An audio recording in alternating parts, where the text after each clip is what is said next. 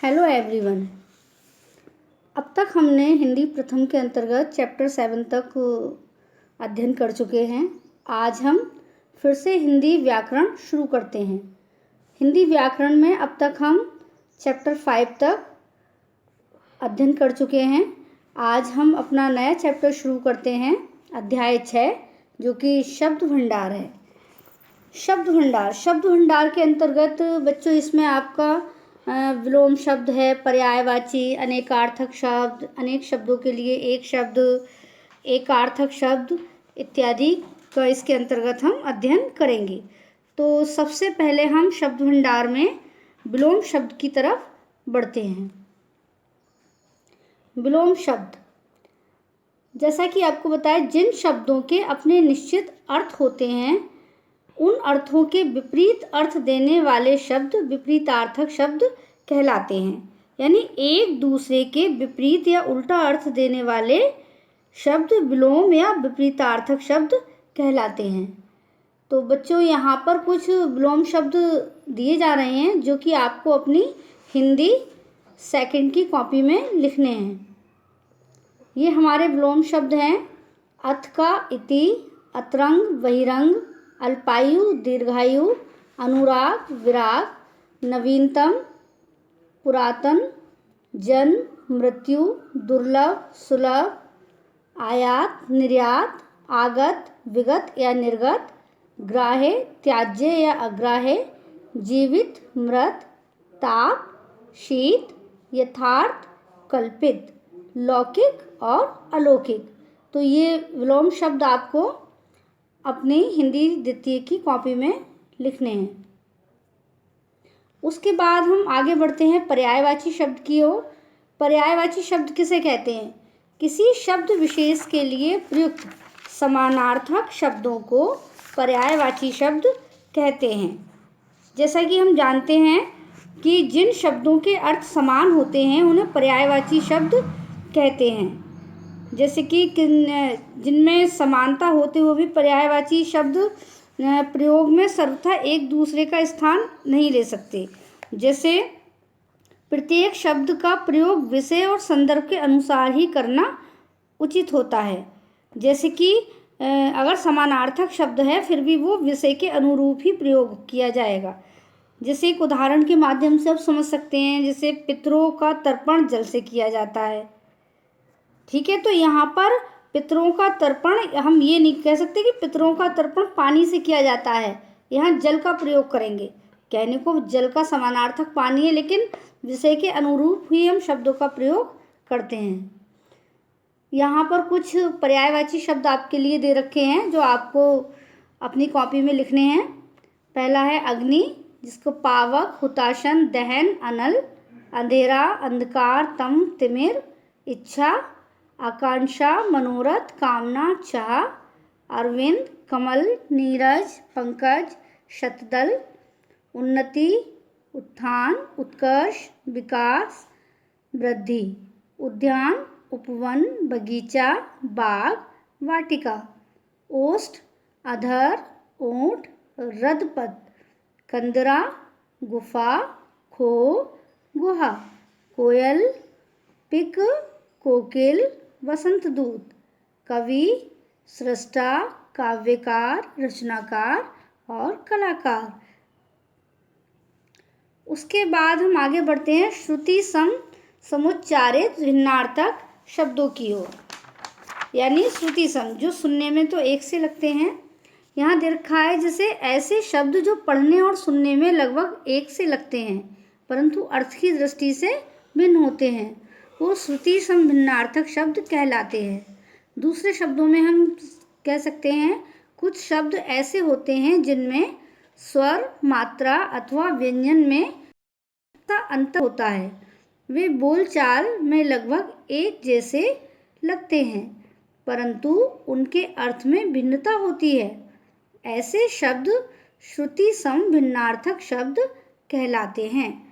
तो यहाँ आपके लिए कुछ श्रुति सम भिन्नार्थक शब्द दिए जा रहे हैं, ये भी आपको अपने हिंदी द्वितीय के रजिस्टर में लिखने हैं।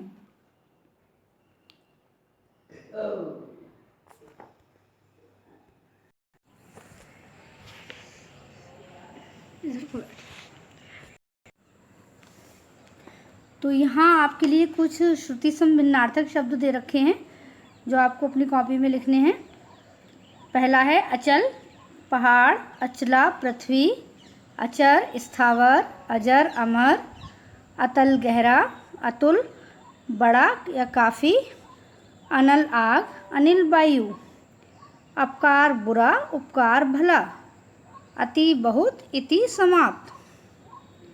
अवधि, समय सीमा, अवधि हिंदी की एक भाषा, अंक, गोद, अंग, शरीर का भाग, अपेक्षा, आवश्यकता, उपेक्षा, तिरस्कार, आदि, आरंभ।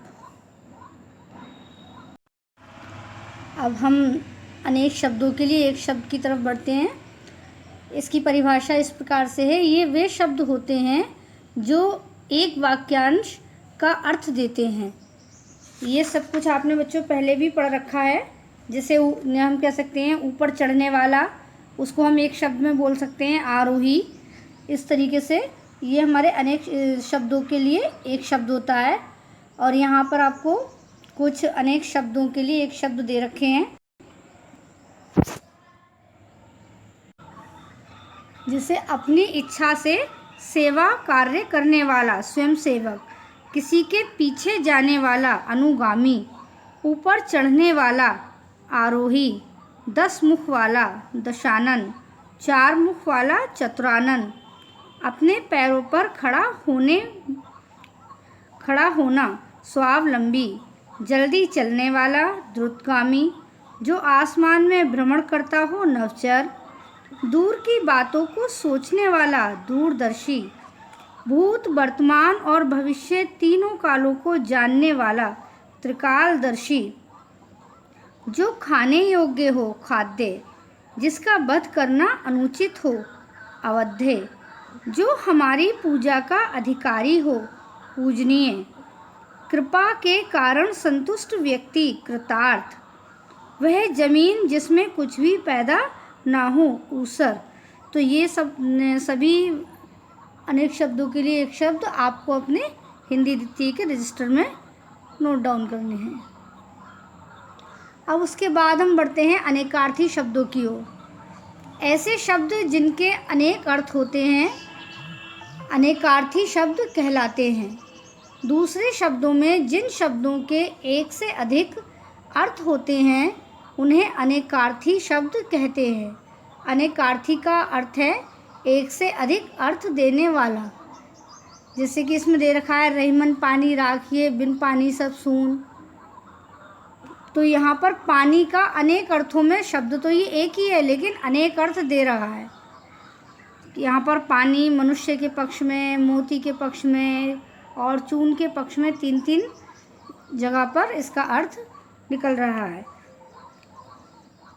यहाँ पर कुछ अनेकार्थी शब्द ये दे रखे हैं, जैसे अंबर का वस्त्र भी होता है, आकाश और कपास, अली का भौरा, कोयल, सखी, आराम का बगीचा भी होता है, सुख चैन भी, कल, आगामी दिन, पिछला दिन, मशीन और शोर, कला एक विषय, गुण, तरीका, युक्ति, खेचर, देवता, पक्षी और ग्रह, दर्शन देखना, नेत्र, आकृति और दर्शन शास्त्र, प्रसाद कृपा, अनुग्रह, हर्ष, भेद, प्रकार, रहस्य, फूट, भिन्नता, तात्पर्य, वर्ण, जाति, अक्षर और रंग।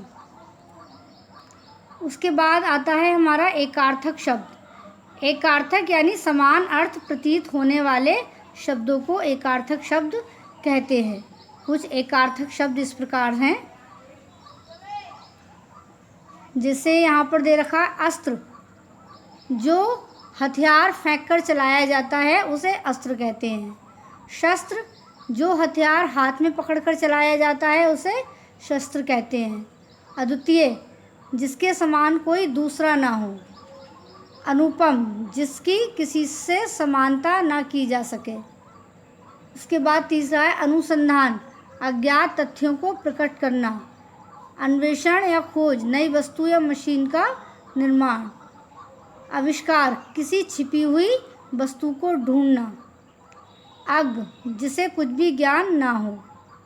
अनभिज्ञ, जिसे किसी की भी जानकारी ना हो।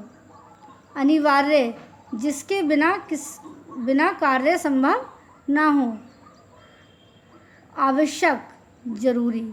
तो ये आपको अपनी हिंदी द्वितीय के रजिस्टर में ये सभी लिखना है। शब्द भंडार में जो भी कार्य